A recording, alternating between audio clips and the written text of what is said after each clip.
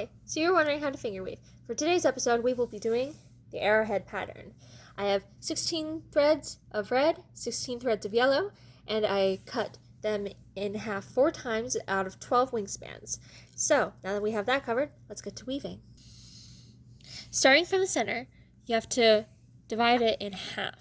So count 1, 2, 3, 4, 5, 6, 7, 8 of the red on each side, and there's automatically 8 yellow on the outsides. So, starting from the center, take this innermost thread, you go under first, traveling to the left.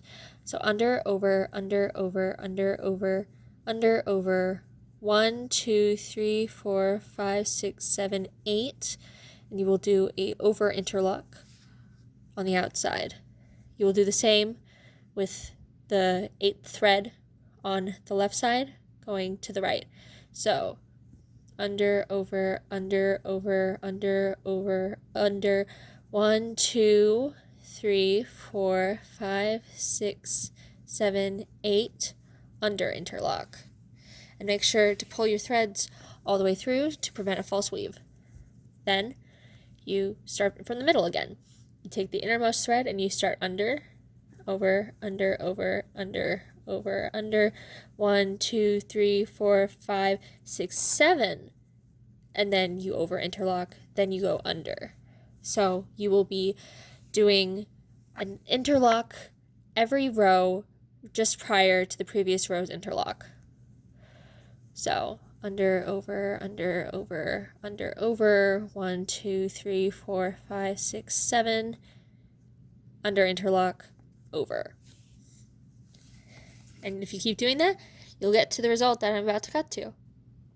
So, now that we're here at the point where we're about to interlock the center 4, I just thought I would say that you can either, as you're weaving, do this, where you interlock in the center for every row to create a split color solid arrowhead where the colors stay on one side, or you can continue to, if you were to do 2 colors for the arrowhead itself, go under and then over and then interlock. And then every time you would do that, it would alternate from one side to the other. So if you started over here, then it would end up over here, then it would end up back over here. You'll see in a second what a finished arrowhead looks like. Alright, so this is the general idea of what an arrowhead will end up looking like. This sort of speckling can happen if you are pulling everything too tight as you go vertically. So make sure that when you're pulling things tight that you're doing so horizontally rather than just vertically. So now that we have that done, let me show you how to alternate between that and a arrowhead that points upward. So we do sort of a lattice with these 4 center threads. Then you take the outermost threads and you will interlock them.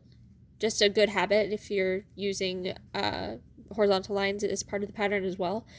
Then you go over, under, over, under, over, under, 1, 2, 3, 4, 5, 6, 7, 8, and then you will under interlock from the left side into the right. And then this red thread, will stay right here.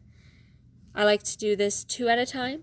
So under, over, under, over, under, over, 1, 2, 3, 4, 5, 6, 7, interlock, and then over. You will notice that there's a bit of gapping in the center. If you adjust your threads as you should, then it helps create less of a gap. See? If you look from this one side, you won't even be able to tell. So then we move on to our right side. I do this 2 rows at a time, just for the sake of being able to keep proper tension. So we go all the way towards the center, over interlock, under, over. All the way towards the center, over interlock, under, over, under. And you keep doing that until you create a arrowhead that points upward like this. Have a good one. Take care and happy weaving.